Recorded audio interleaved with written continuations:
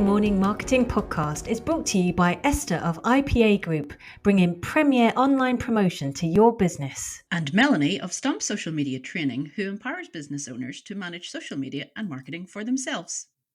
And welcome back to another episode of the Monday Morning Marketing Podcast. Today we're joined by Sarah Noel Block, founder of Tiny Marketing, and we're talking about marketing systems for tiny teams and tiny budgets. Welcome, Sarah. Thanks for having me.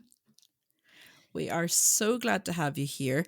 Now, tiny budgets, it's something that we all have these days, let's be honest. So it couldn't have come at a more opportune time for you to join us and talk about this. So take it away. Why do you focus your efforts on those with tiny teams and tiny budgets? That's my home right there, because I have only ever been in a position where I'm working with the scrappiest of resources. I was a marketing director for a 7-company group, but I was one person. I was a one-person marketing department. And I needed to figure out how to do that. Like, when I have 7 presidents breathing down my neck, what do? I have to meet so many different goals. So that's why I built out the framework that I did around tiny marketing. And now I do that for small businesses. I've got to ask, Sarah, as a business model, it doesn't sound massively profitable because smaller teams normally wouldn't have a huge amount of money. So how do you counteract having a smaller, amount of money available, basically, to making your business model profitable? That's such a good question. They actually have much bigger budgets than you would expect. I'm often working with zero. Like, they have no marketing department, and it's the sales team that reaches out to me, or operations that's like, we need to figure something Right. out because we don't have it in house. And those are the people I'm usually working with. So they have the budget for it, but they don't have any systems in place. They don't have a framework. They don't have anything to rely on. So they come to me to build that out. So you're like an outsourced marketing department. Yeah, exactly. I create a little pod for them. Okay. And how do we, as solopreneurs and people with 1 to 5 employees, get to a point where we can do it all? Because let's face it, we are doing it all, but we don't, we're drowning. And, we feel like we're just so tiny and so tiny, we're not going to grow the business. How do we get to the point where we can really believe that, yes, we may be tiny, but we are mighty? Yeah, so I love that you asked that question. Even though I don't get an opportunity to work with that, like those solopreneurs that often, like done with you services, I love to teach them, because these systems are especially perfect for them. What you really need to do is focus on that one perfect customer and build out a super streamlined system that will work for them. If you look at your favorite person that you love working with and just interview them, ask them how they figured out you existed in the first place, what problem they were going through that triggered them to search for a solution, and basically what their customer journey was to get to working with you, and then replicate it, because it is very likely that similar people with similar problems are going to go through those same phases, and you don't have to be everywhere and doing everything. I just want to comment, you have one of the nicest voices I've heard on this podcast in a while. I have never heard anyone say that. Thank you. I could. It's one of those ones you could just go to sleep listening. I feel relaxed just talking to you. Thank you. So, Sarah, when people approach you and they're looking for this sort of outsourced support, is there any particular areas that they're looking for, or is it more of a general? They don't know what they're looking for. So, in either way, how do you help people put across the same message when they're trying to approach another brand or service? Yeah. So usually they come to me and they're like, I have no freaking idea what I'm supposed to be doing to market my business. I've been relying on referrals, they're drying up, and I actually have to do something now. I have to be proactive. So I like to start off with what I call a strategic story. And that's starting with that ideal customer avatar, building that out and their journey. And then you go into like a hybrid messaging and content strategy. So you know exactly what to say, where to say it, and how to say it. So your plan is super streamlined. It's what you can handle, but it's also hyper focused on that ideal person. And then it makes it a lot easier. I like to start there. It's a good foundation. It's interesting that you say, start with one ideal customer, because a lot of people that Melanie and I both work with or know usually come and say, well, I have 4 mainstreams that I, announce to, or I have all these different, types of people that can buy from me. So why do you encourage people to start with the one? Why not just start with the 4 to begin with? Oh, it's so much easier to start with the one for, like, think of it this way. If you can hyper focus what you're talking about for that one person, like it should be the one that's the most profitable. Who are you making the most money from? You want to replicate that person, right? You want to clone them. So No, start absolutely. there. Yeah, start there and get that down pat before you start expanding into the 3 others. The 3 others might be awesome, but start with the one, hone that, master that service and that marketing plan before you expand. So does that mean in because you're doing the one at a time, it sounds like you're almost niching straight from the beginning. Is Yeah. that what you're hoping people should do? I think that it'll make it a lot easier for them. If they were to niche right away, all you'd have to really See, I do said it the American way and she said it the European way. You just is, can't win, can you? I is was that wondering a what you were thing? talking about. Honestly, I've heard it both ways and I'm like, I just like that's the way I've always said it. I didn't realize though. Yeah, I would say niche. Is it tomato or tomato? There we're going to disagree completely. Oh my But gosh, that's so it's funny. I definitely always niche. wondered. I don't even remember what I was talking about anymore. Oh yeah, if you like, Niching. yeah, like think about it this way. How simple is it if you could like go to LinkedIn Navigator? Let's say you're a B2B business and you Yeah. can put in all of the categories of that ideal customer and find a giant list of potential leads that like these are people that you've already served and you can show them case studies and your success rate with those clients. It's so much freaking Awesome. easier to do it that way and then expand.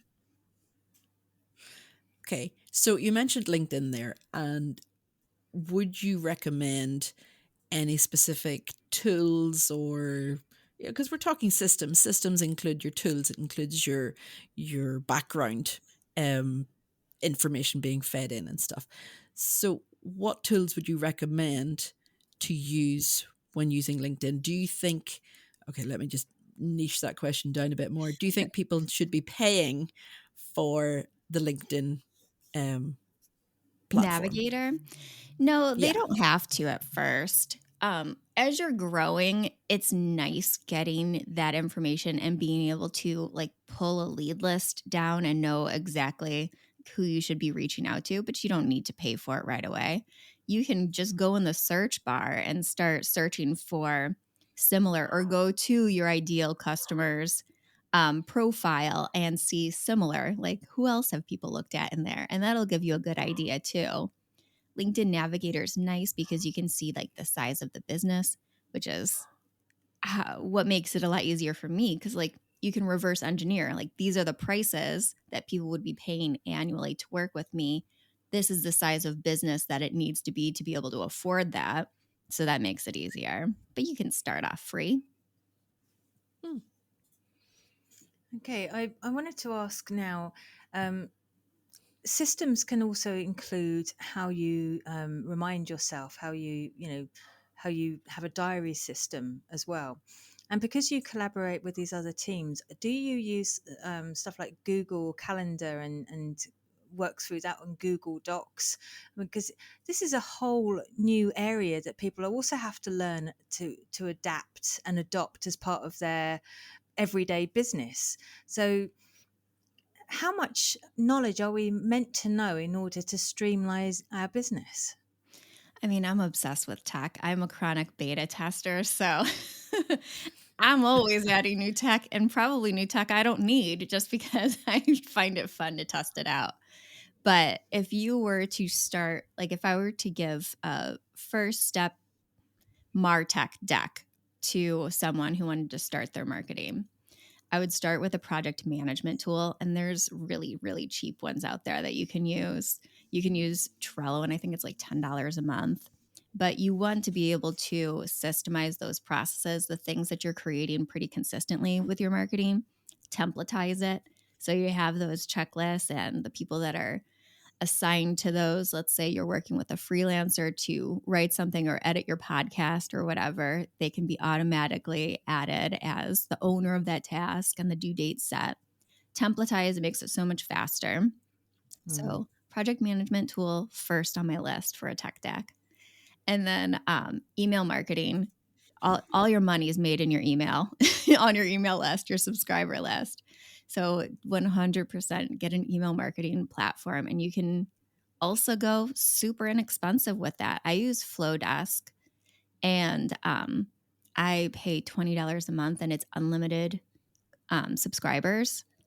Wow. So that's a deal and a half. I think it's 40 Isn't it? now, but I do have a promo code because I was a beta tester. That's why I have it so cheap. It's beta tester.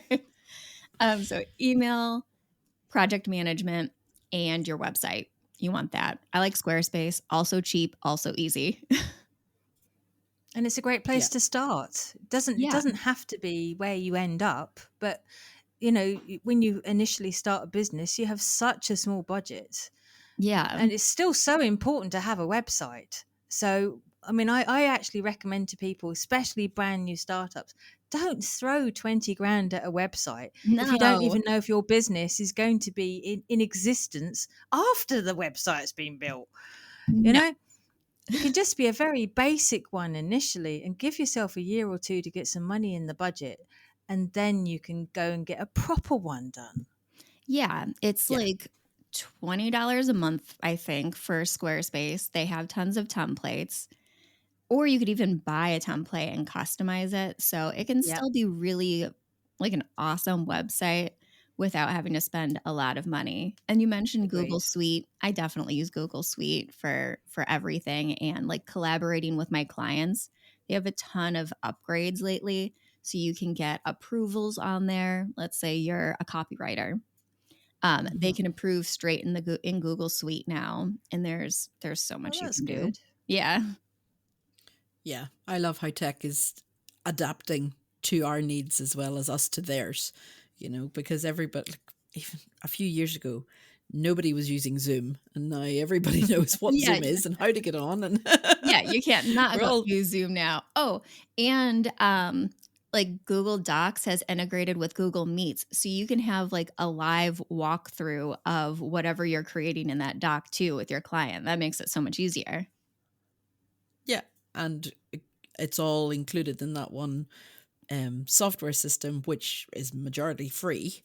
So Yeah. you don't even have to pay for Zoom webinars and etc. All of the other things that could cost you more money. So tiny budgets can remain, can grow while you're growing your business without having to pay out for all these tech things just because everybody else is using them. Yeah. Keep it as minimal as possible. Just the things that you absolutely need. There's one very old-fashioned tool that I hope stays a bit longer, although there is a bit of a warning that it's going to be going soon, and that's the dictate to Word.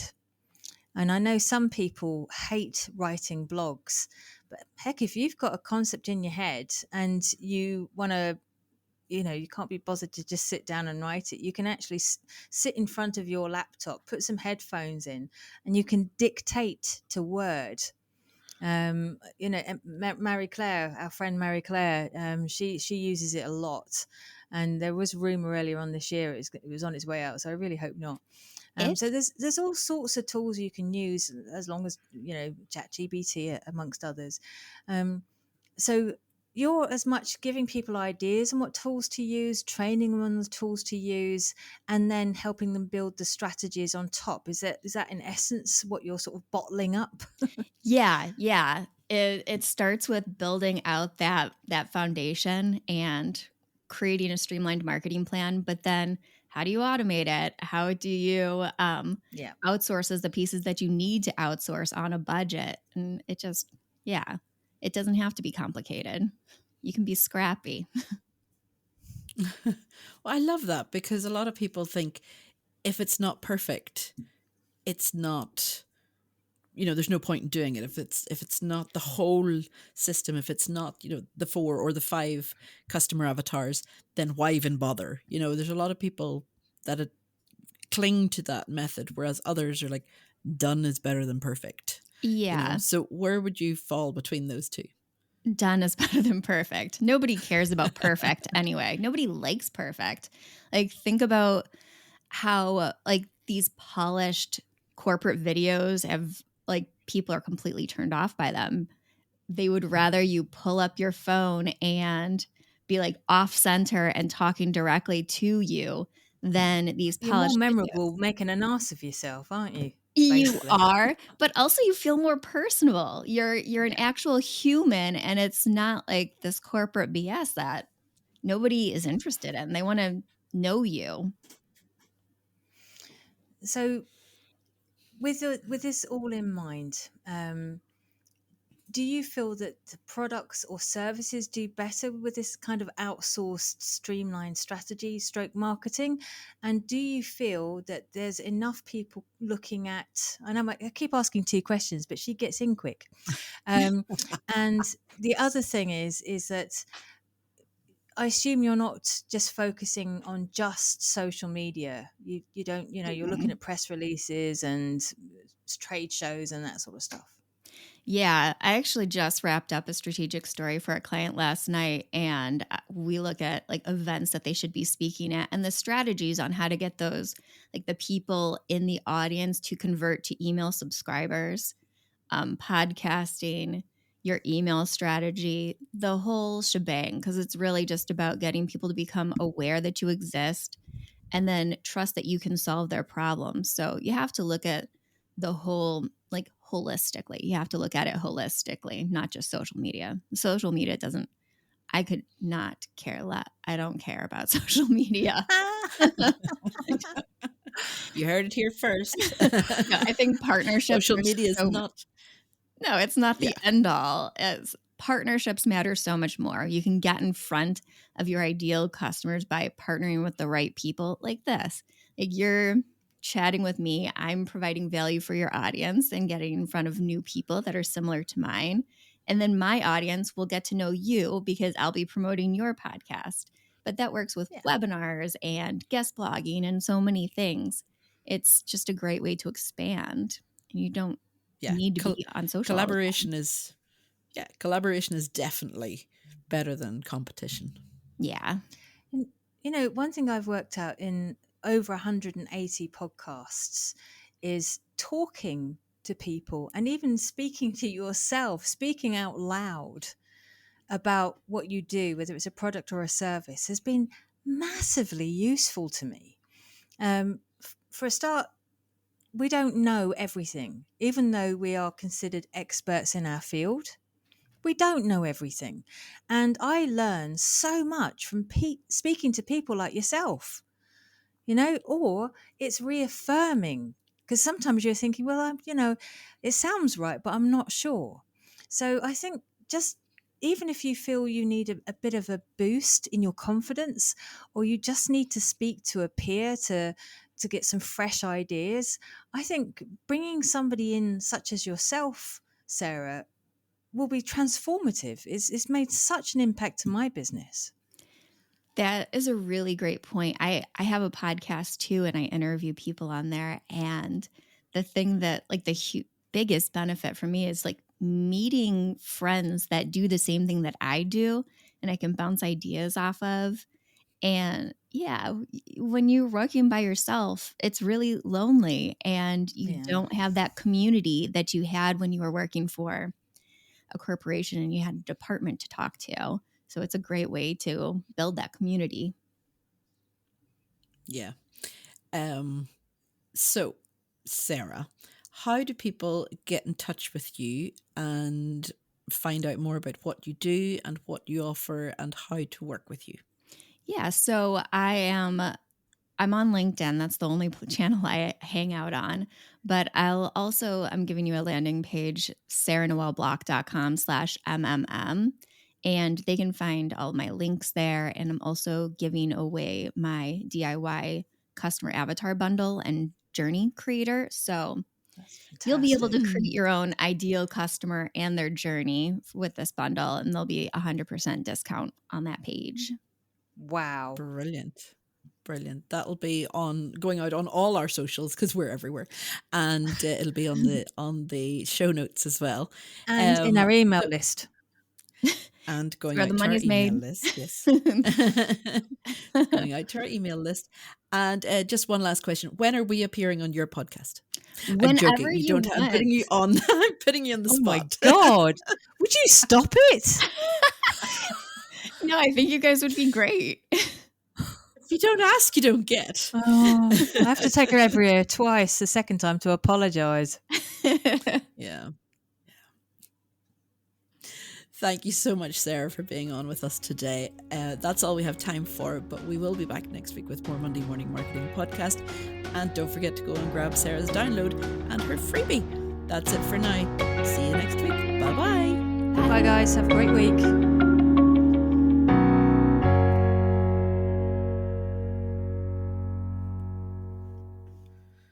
So when is the podcast then?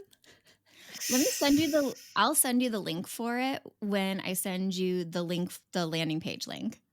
So definitely. Great. Brilliant. We like ganging up on other people's podcasts. I mean, it's the easiest way to expand your reach on your podcast. If they're listening to mine, they'll go to yours. Absolutely. Love it. That's the Thank way it you. works, or the way it should work. Yeah. Yeah.